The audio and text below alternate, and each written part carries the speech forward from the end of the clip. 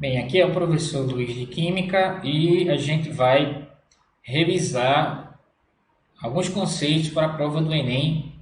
Está se aproximando e eu trouxe um assunto que é bastante cobrado no Enem, tanto na prova de Química quanto na prova de Ciências da Natureza, que é o conceito de pH.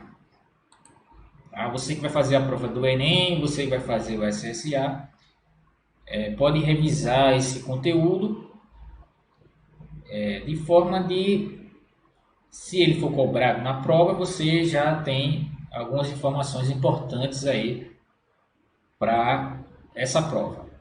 Então aqui a situação, eu tenho uma autoionização da água, que é uma reação endotérmica, essa informação aqui é muito importante. E um estudante mediu o pH da água, recém-destilada, isenta de CO2 e a temperatura de 50 graus Celsius. Encontrou o valor de 6,6. Aí, desconfiado de que o aparelho de medida estivesse com defeito, pois esperava um pH igual a 7. Consultou um colega que fez algumas afirmações.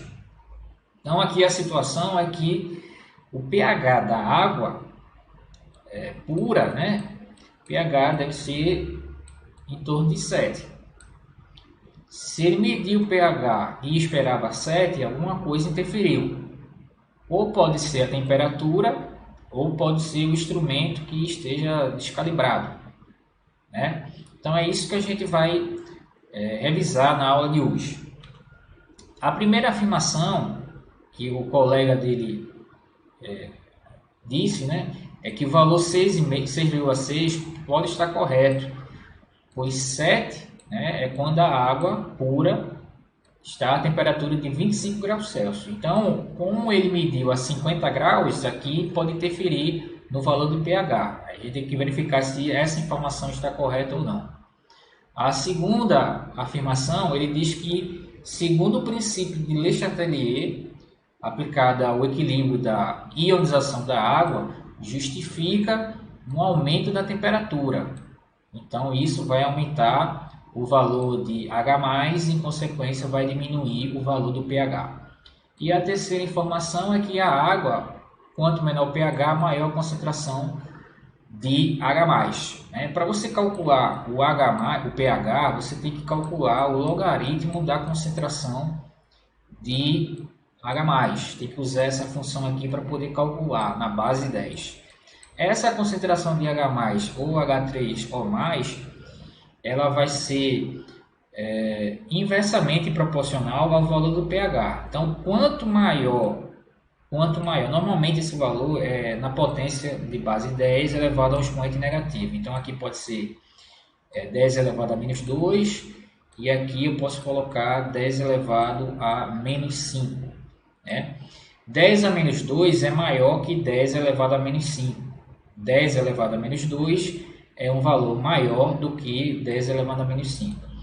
E quando você calcula o pH de 10 a menos 2, o pH é o próprio expoente. Então, o pH de 10 a menos 2 é igual a 2, ou seja, um pH baixo.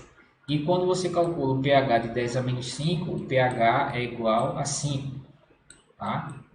Então, quer dizer que quanto menor o pH, ou melhor, quanto menor a concentração, que é esse valor, maior o pH. Eles são inversamente proporcionais. Quanto menor esse valor, maior é o pH. Então, a informação 3, ela está correta, porque ele diz que o pH é menor quanto maior a concentração de H+. Tá? Então, só para relembrar, ele quer saber quais são as corretas. Só para relembrar, isso aqui é chamado de autoionização da água, que tem um equilíbrio, tá? Equilíbrio para a esquerda e equilíbrio para a direita. Quando você aplica o princípio de Le Chatelier, você altera o equilíbrio, né? Ele vai se deslocar no sentido de minimizar a situação aqui, tá? Então, essa autoionização ela que vai dar origem ao pH, que é devido a isso aqui, né, o hidrônio, e o POH, que é esse outro aqui. Só que essa autoionização ela é muito baixa. Por isso que tem um valor 10 elevado a menos 14, devido a essa baixa auto-ionização. A cada uma molécula, para uma molécula se auto-ionizar, ele tem que ter basicamente mais de 1 milhão de moléculas de água. Tá? Então, a questão da temperatura ela vai influenciar no valor do pH. Quanto maior a temperatura, menor o pH. No caso da situação da água, ele fala que a reação é endotérmica, ou seja, a reação no sentido para a direita ela é endotérmica. E quando você aumenta a temperatura, vai provocar o deslocamento para o lado endotérmico. Então, você vai diminuir o valor do pH. Tá? Você vai aumentar a concentração de íons hidrônio. Tá? Relembrando a tabela de pH, tá? Aqui ela não foi mencionada, mas existe a tabela de pH entre o valor de 1 a 14 ou de 0 a 14.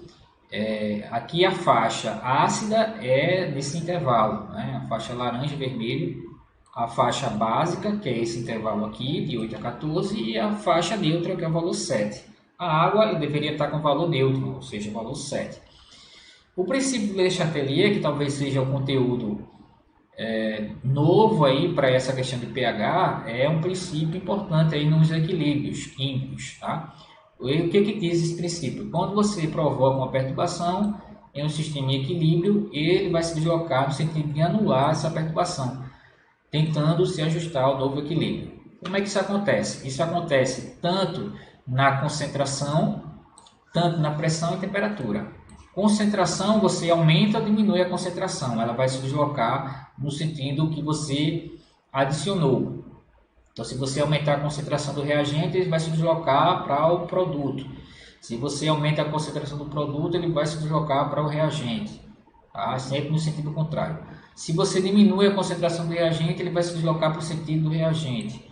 Se você diminui a concentração do produto, você vai deslocar para o produto.